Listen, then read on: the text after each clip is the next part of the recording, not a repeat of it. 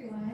I'm Nora. I'm the program director here. And we have a very special guest tonight, Elin. Elin Hilderbrand is a #1 New York Times bestselling author of over 30 novels. Her latest novel is Swan Song, and I'm sure a lot of us have seen it, The Perfect Couple on Netflix, which was such a fun show. So I want to give her a warm welcome. She came all the way from Nantucket to be with us tonight. So thank you for coming. Elin Hilderbrand.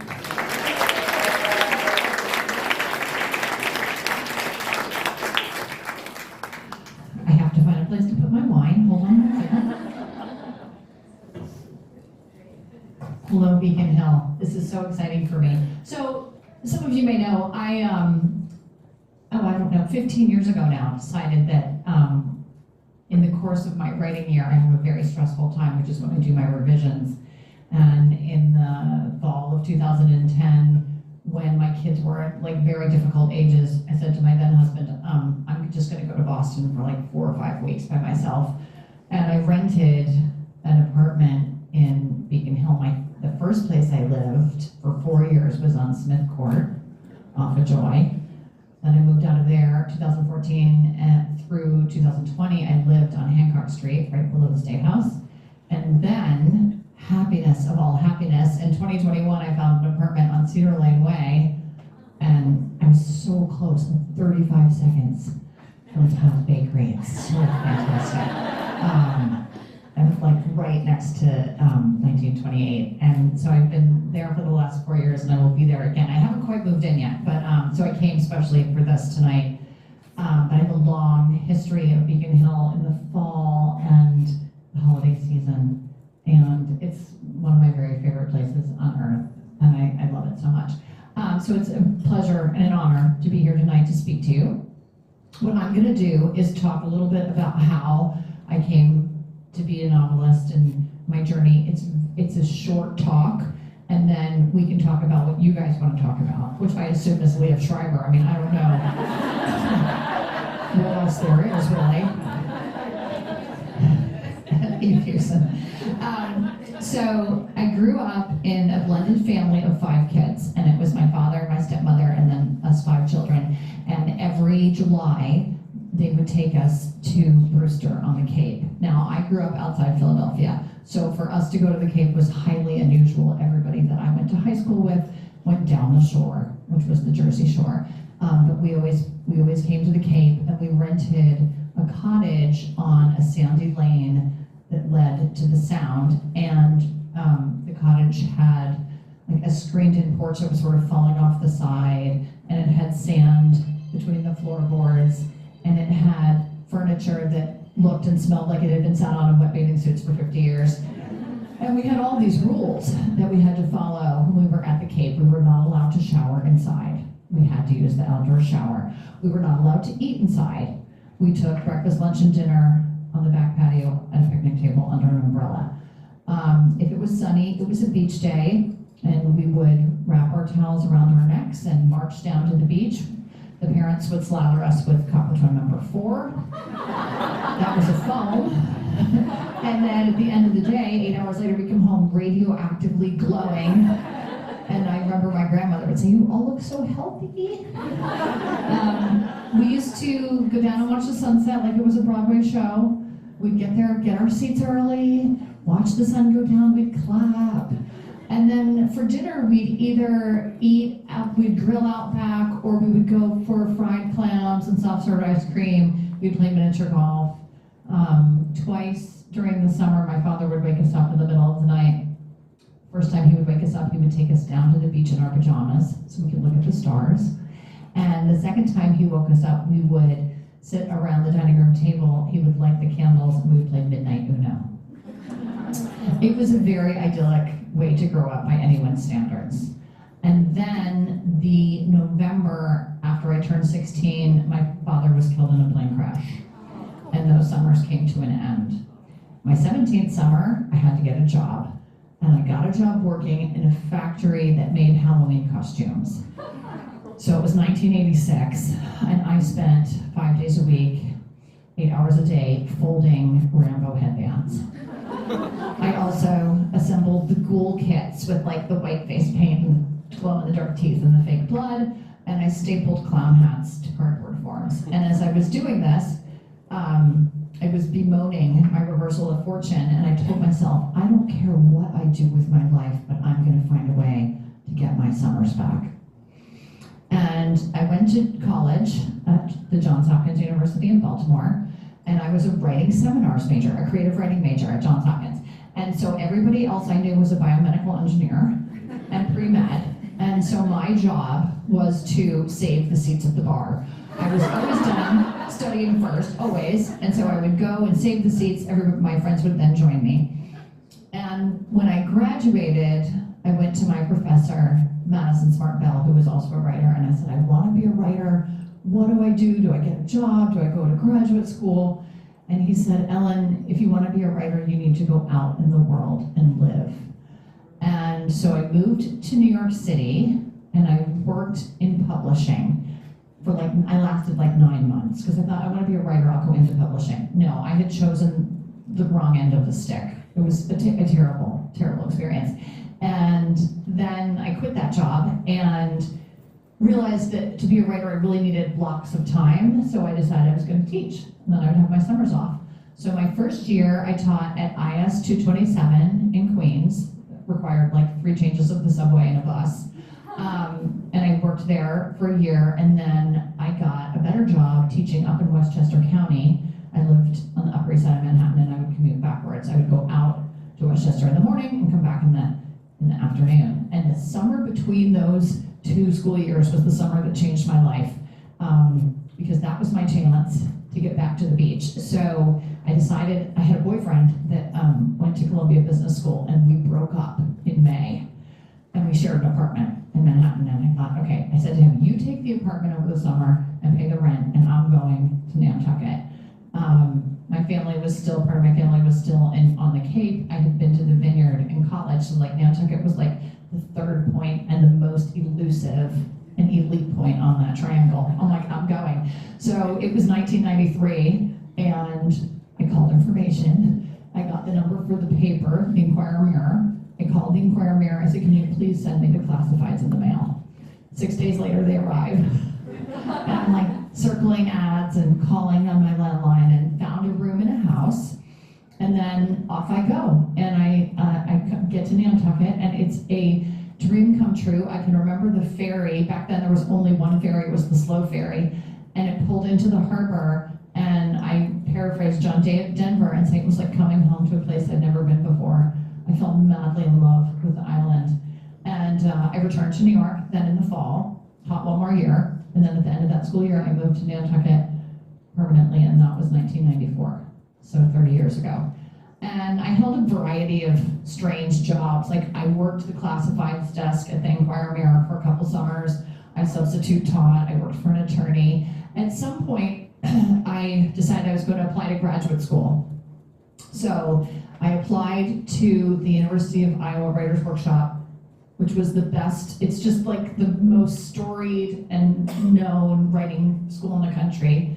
And so I applied and I got in, and off I go in the fall of 1996 to Iowa City. So I get to Iowa City, and I am completely miserable.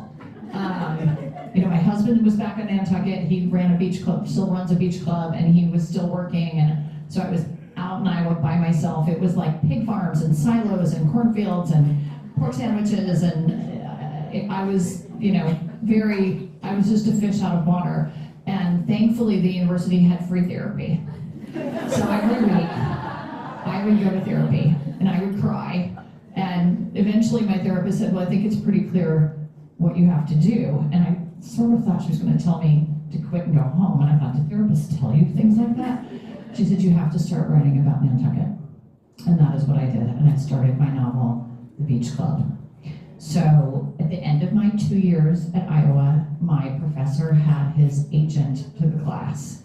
And the agent said, it was my last workshop. I mean, my U-Haul was packed, I was ready to go. The agent said, which one of you lives on Nantucket? I said, that was me. You guys, it was very obvious it was me. I had on a sarong, a white t-shirt, I was blonde, my hair, it was me, right? My other writer friends were all in black and little shawls and granny glasses. I mean, it was just bad.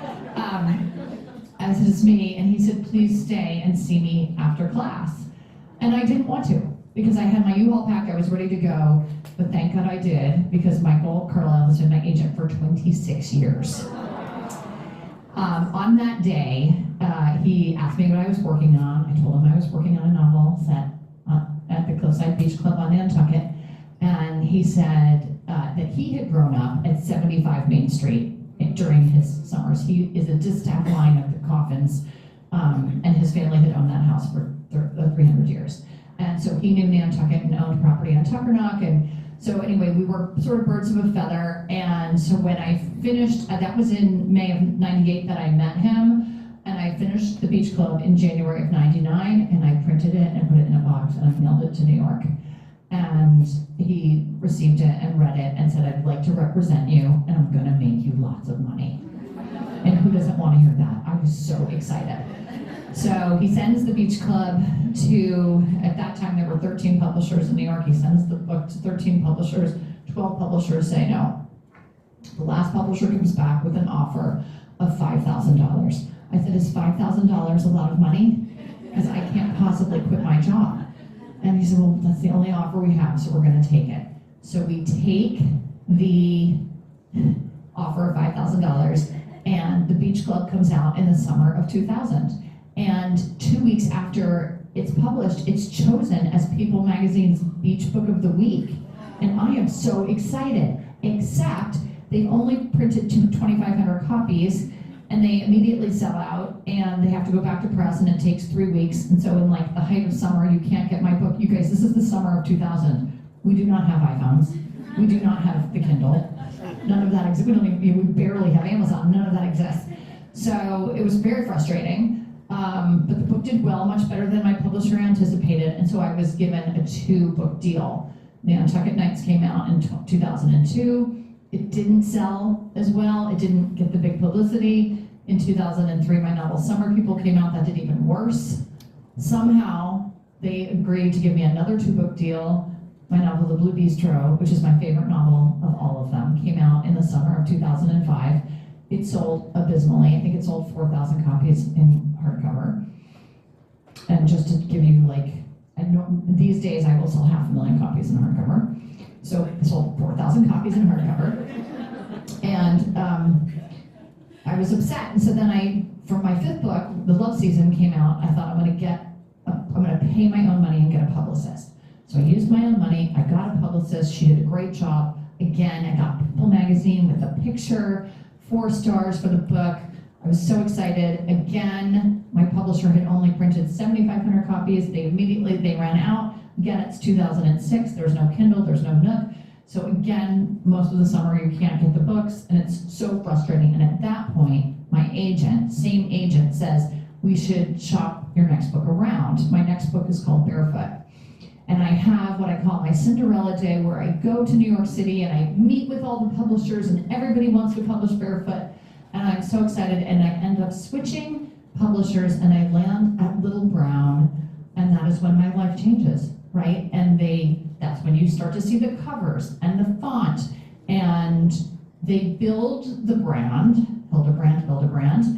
They build the brand over the next however many years, and my last 25 novels have hit the New York Times bestseller list. And it's not that, I don't think it's that the books, thank you. I don't think it's that the books were any better. It was the way they were marketed and the way they were, the business plan. And my march to the top, you guys, was very slow. I did not hit #1 on the bestseller list until my 23rd book, the summer of '69, at which point I was 50 years old. So I was certainly not an overnight success. It was the way that they did it was every year I got a little higher. It was like climbing a very tall mountain until I got to the top. But my happy coda, I have 2 happy codas to end the story. The first is that in the summer of 2011, I was in Cooperstown, New York with my son, Max, who was playing baseball, and my same agent called, and he said, you are not going to believe this, but The Blue Bistro has hit the bestseller list 6 years after it was published, because that year it rode the popularity of my novel, Silver Girl. And the second happy coda is I have found a way to spend every summer at the beach. So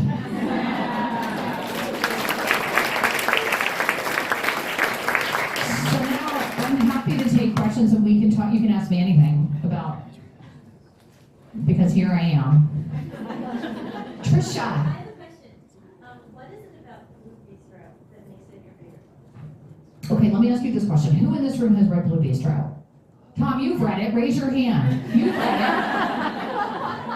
it. The Blue Bistro is your favorite book. Yes. Okay. Yeah. Okay. Raise your hand if you've read the Blue Bistro. Okay. So a lot of you have some reading to do, but it's based on a restaurant called The Galley. First of all, on Nantucket, and The Galley is set in the sand.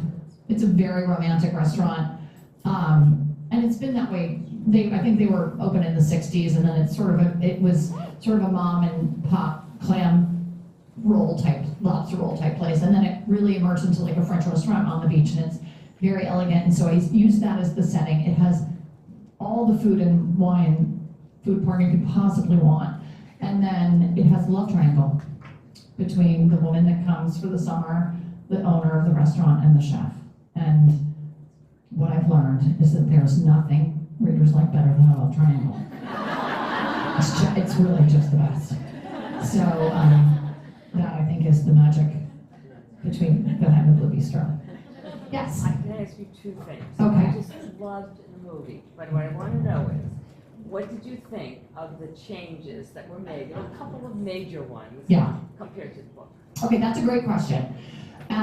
There were a lot of changes, and the main, a few major changes. First of all, why did they change all the names?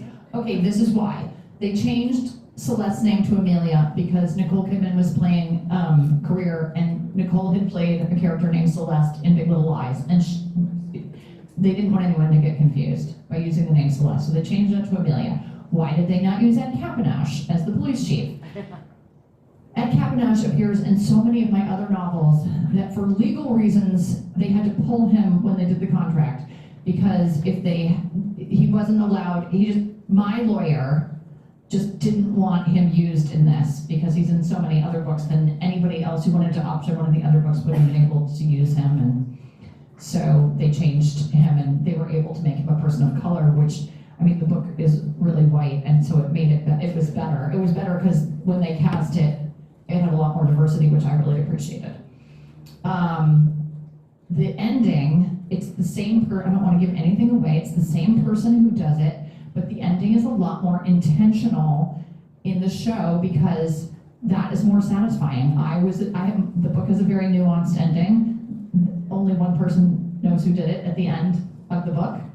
Because I was trying to be, clever and literary, but the whole world doesn't care about clever and literary, so they wanted really to know who got it, and they wanted to see that person brought to justice, which that person is in the show. So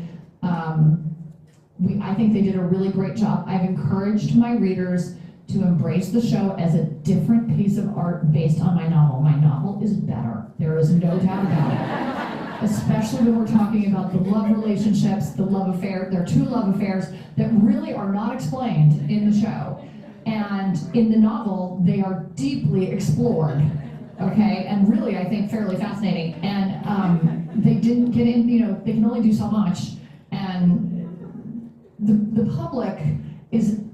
public's mind and appetite are simpler than the mind and appetites of the women in this room. Do you know what I'm saying to you? Okay, we're sophisticated people. Most of the world is not sophisticated. They want a straight up whodunit. They're not in for a lot of nuanced, torture over the love affairs. So they did not go that route. So I just encourage people to read the book. And the show is I think very satisfying on the level in which it plays. So that's how I dealt with it. And I know you, right? Because I've seen you before. Mass General. Did you have a second question? I do. Okay. I love the female detective. So good. So good. She was awesome. Amazing. She was staying at my hotel, so my daughter and I went to the premiere, and we stayed at the Four Seasons Beverly Hills, and she was staying in my hotel, and we must have left, Shelby and I left the after party and went to In-N-Out Burger, and then got back to the hotel, and And she was right behind us, so she got in the elevator with us, and I was able to tell her how freaking amazing she was. Her accent was perfect, her facial expressions, and she was very humble. She's like, that means so much coming from you. Thank you so much for saying that. I would love to see her get nominated because she was really so good. Yes. So did they consult you when they were doing the casting?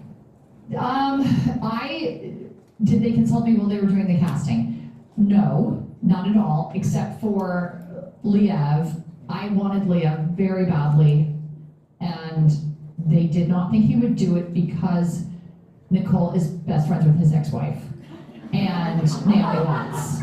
And they said, there's no way that's gonna happen. And then they were like, actually, maybe it will happen, because everyone's friends, they're all friends. And Naomi said, please, to Nicole, she told me this, please give him a job. So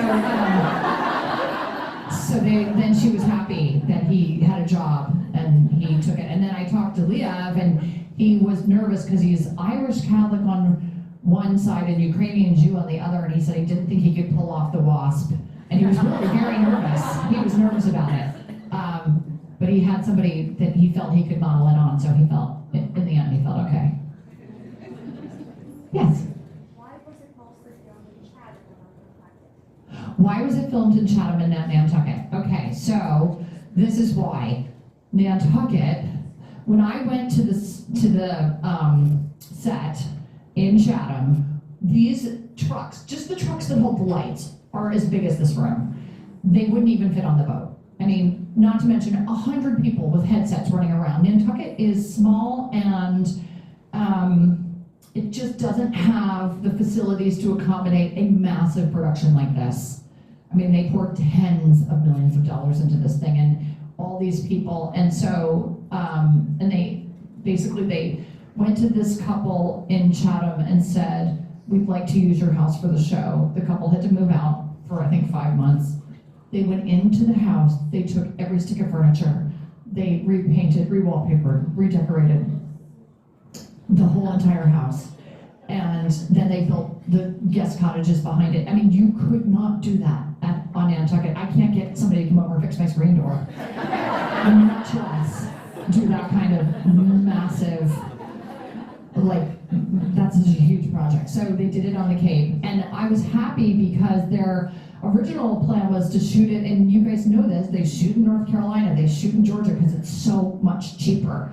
And our producers really pushed to have it shot on the Cape so that it had a Cape and Islands feel.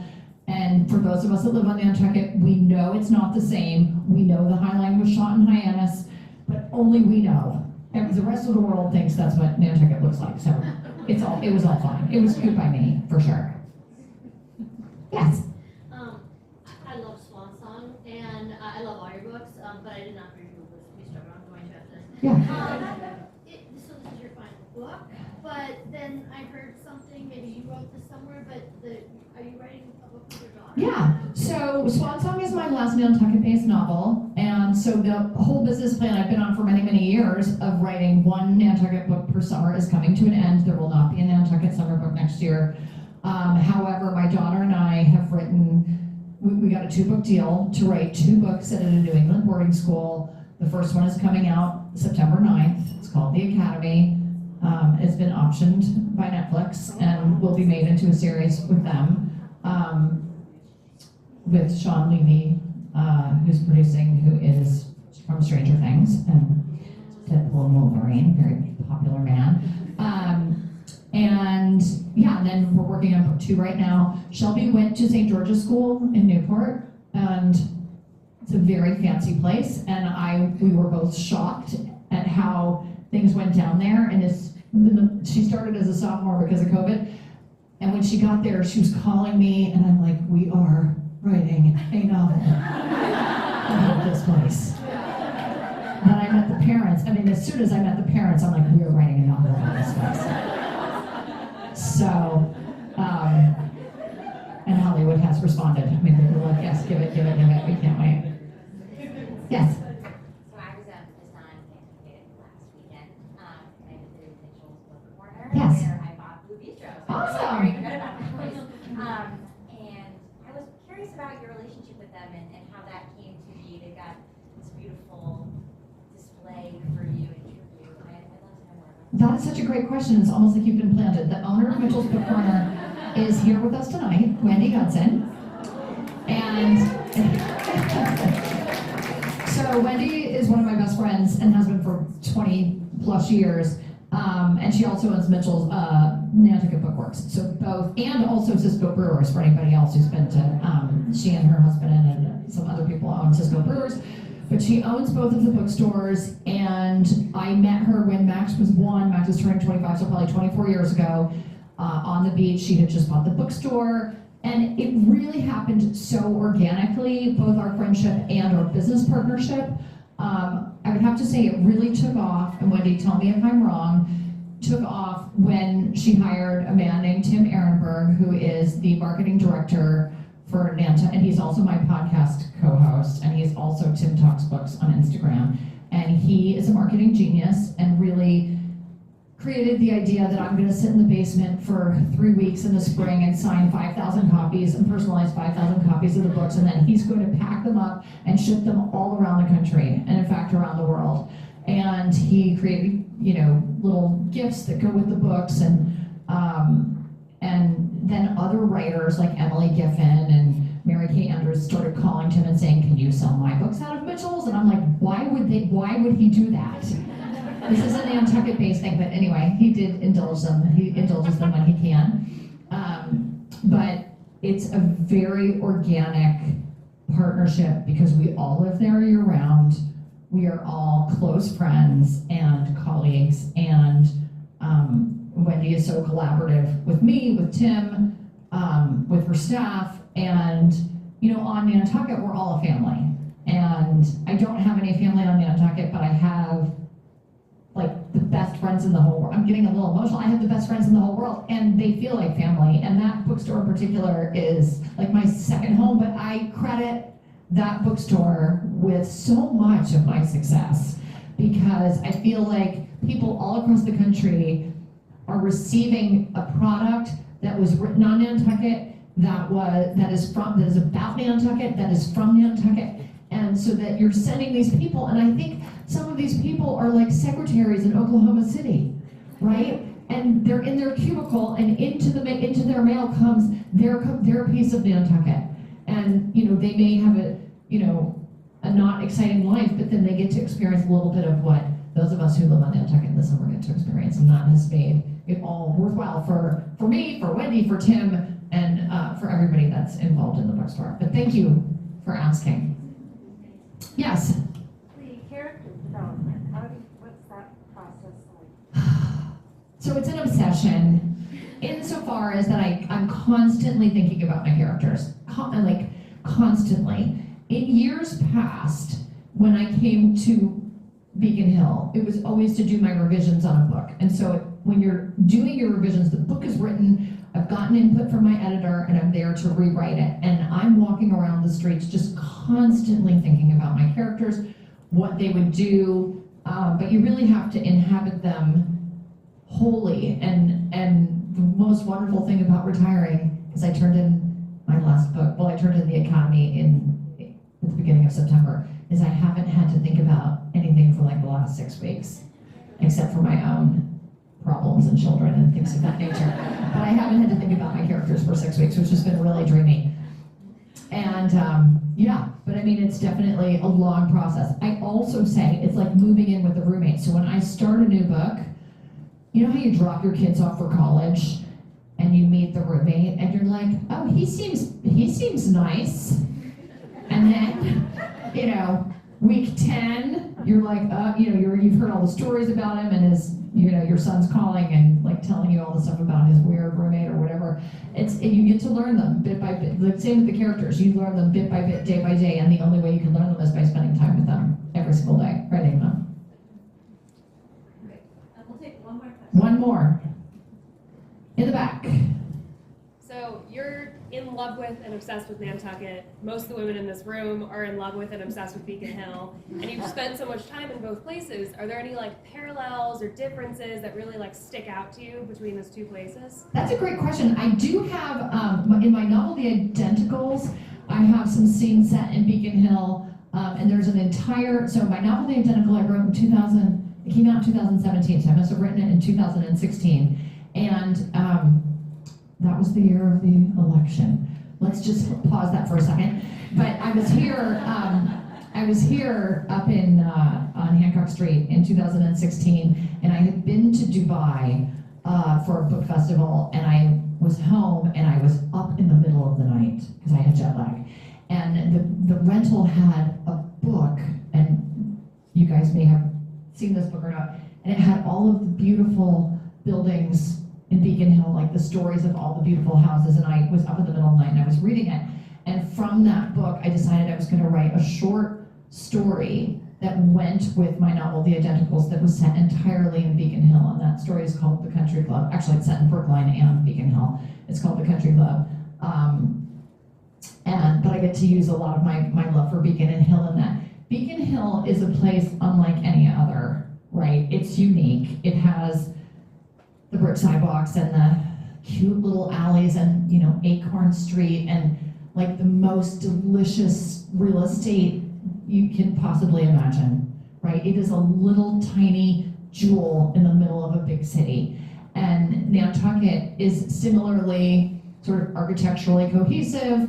It's unique, it's not like anywhere else, and you have a strong sense of place. When you're in Nantucket, you know it. When you're in Beacon Hill, you know it. And so I think those are the things that really are the same and that resonate for me for both places. But we should do a cheers because we are all so lucky to be here. And thank you, Tom. Thank you for having us.